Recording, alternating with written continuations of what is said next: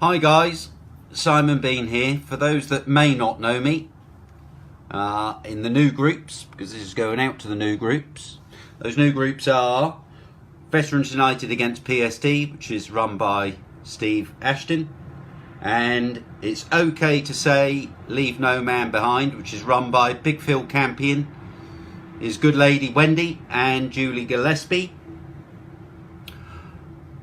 What's PTSD all about? Well, I've got a little bit more of an understanding on it now than I used to have, to be honest. Having gone through it, and you could say still going through it, because there is no real cure, you just learn to deal with it. Some of you over the years between 1983 2005 might know me when I used to wear this beret with an RCT cap badge. Some of you may know me when I wore this beret, either with an RCT cap badge or, as is there, RLC cap badge.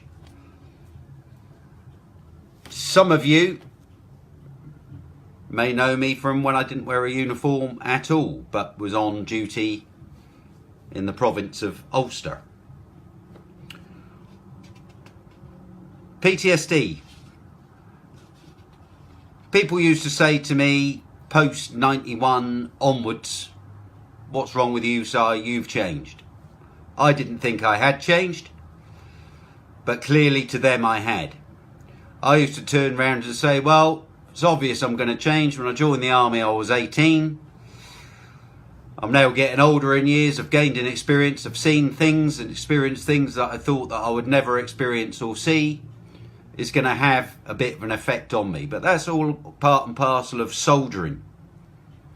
Don't worry about me, I'm grand. My brother put a lot of pressure on me because he said that one minute I was the life and soul of the party, and the next minute I'll be sat scanning around the room looking for trouble, and if I saw trouble I'd run straight towards the trouble and try and deal with it myself, as though I was some sort of superhero. Well, again, that's what soldiers do, as far as I'm concerned. Closer to this time, about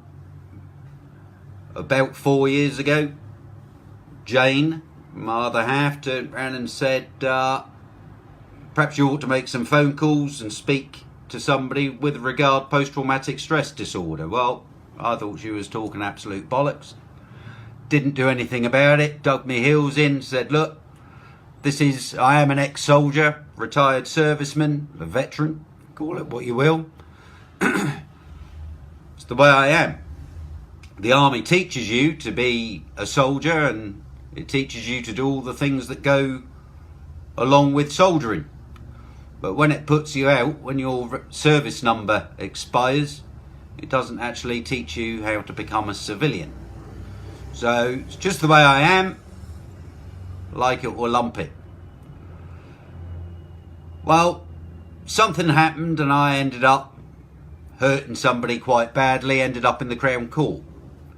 The Crown Court was headed by a Judge Advocate General, Tri-Service, and he recommended at the time that I seek help with regard post-traumatic stress disorder. Little did I know that Jane had written to the court explaining certain things. So my hands were tied then, I had to do something about it, and I phoned the Veterans Charity, Danny Greeno. And I spoke to Danny Greeno for about 3/4 of an hour, and it was an eye-opener, because he listened to everything I had to say. He asked me some questions. Some of those questions were quite leading, so that he would actually get the answers that he was fishing for in the first place. At the end of that 3/4 of an hour, even though I was feeling a little bit better about things, he said that he couldn't help me and that he'd have to pass me on. About 3 weeks after that, I got a phone call from Hidden Wounds at Help for Heroes. I drove up to Tidworth House.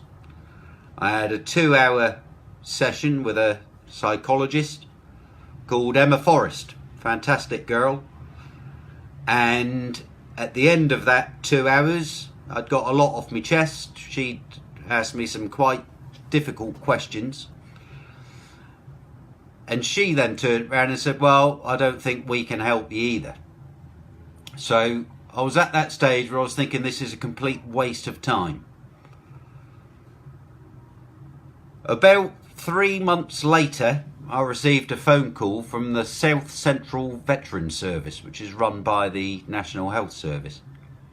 And a girl called Katie Wolfe, who's a doctor in psychiatry. And she came down to my local doctor's surgery. I met her there and we had a 2-hour chinwag there.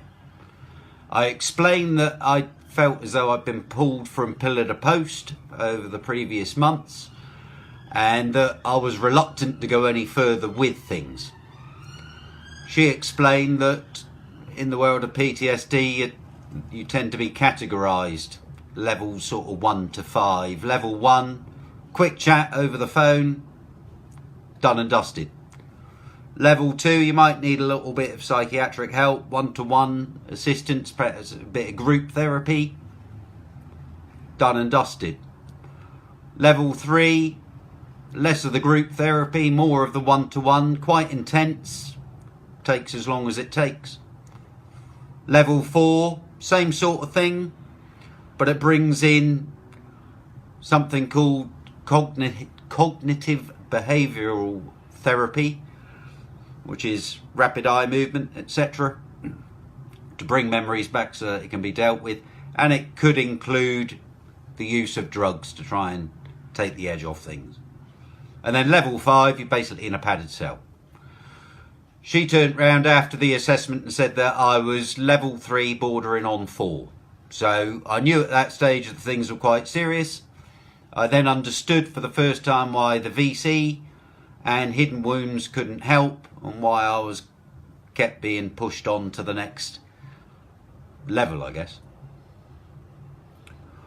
Well, I completed 2 years worth of therapy. That was a week's worth of group therapy, followed by 2 years worth of weekly visits to Reading, to the South Central Veterans Service. And after that 2 years, I was released back there in January of this year. So that's my 2 years done and dusted. I'm not cured, but during that 2 years, I talked about pretty much everything from childhood up to present day, what bothered me, why it bothered me. Common denominators were found, and that common denominator was dealt with. And that common denominator, as it happens, all revolved around responsibility, and that my requirement, if you like, my goal in life was to be responsible for everybody. If I saw somebody that was a bit sad, I would go and help them. If I saw somebody that didn't have enough money, I would go and loan them some money. If I saw somebody in trouble, I would go and assist them in that bit of trouble. So it's all about a sense of responsibility that was built around various things that had happened during my service life.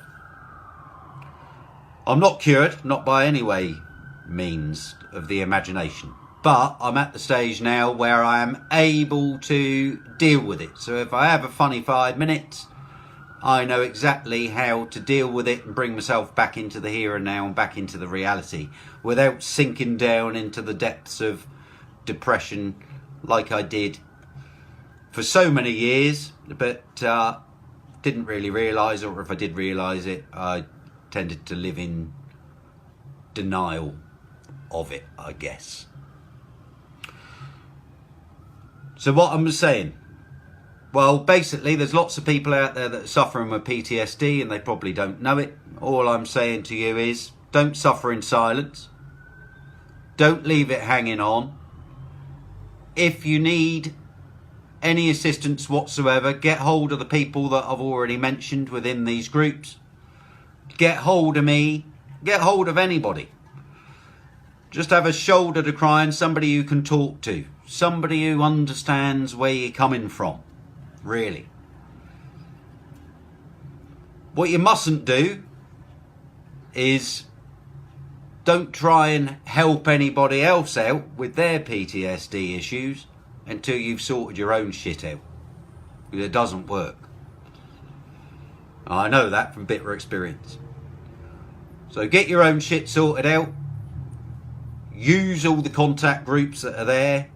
Use the phone numbers that are available. Get onto these charities. Speak to your doctor. Get onto the NHS. Go to the Veterans Service that's run by the NHS. It's a great service. Costs you nothing apart from your travel expenses. If you're a bit short of cash, you can get assistance with those travel expenses as well. So all I'm saying is, please don't suffer in silence. Don't wander off and be on your own like I used to, because being on your own, although it seems like a good idea at the time, it's really not, because all you do is think about the bad stuff. And you need to deal with the bad stuff with professionals so that you can then move on with the rest of your life. What's coming up? Because as I've said, the Army, the Navy, the Air Force, they don't teach you to become a civvy once you leave. Once your number expires, you're expired and you're out, and that's it. And we need to try and make the Ministry of Defence aware that there are service people all over this country that just need a little tiny bit of assistance. Need somebody to talk to who understands what they're going through, where they've been, etc. Norman McGuigan, top man, he's organising a street protest, and I think at the moment it's still aiming for the 20th of October of this year. It is during the week, which is going to keep the numbers quite low, I know. The reason why he's tied that in is because there's some high profile meetings going on with the civil service, let's say, civil servants that are in charge of veterans and this kind of thing in London on the Wednesday, Thursday, Friday. So he's aimed it for the 20th. If you can make it, please go along, make your voice heard. Assist Norman, because Norman is a top man and he's trying to do as much as he can for veterans suffering with PTSD. That's all I've got to say, really. I'm here if you need me. I'll listen to you. I'll chat with you. I might not be able to assist you in a professional manner, but I will be able to give you a good listening in here, and I'll certainly be able to point you in the right direction if you need anything. So don't suffer in silence. Stay safe. Love you all. Speak soon.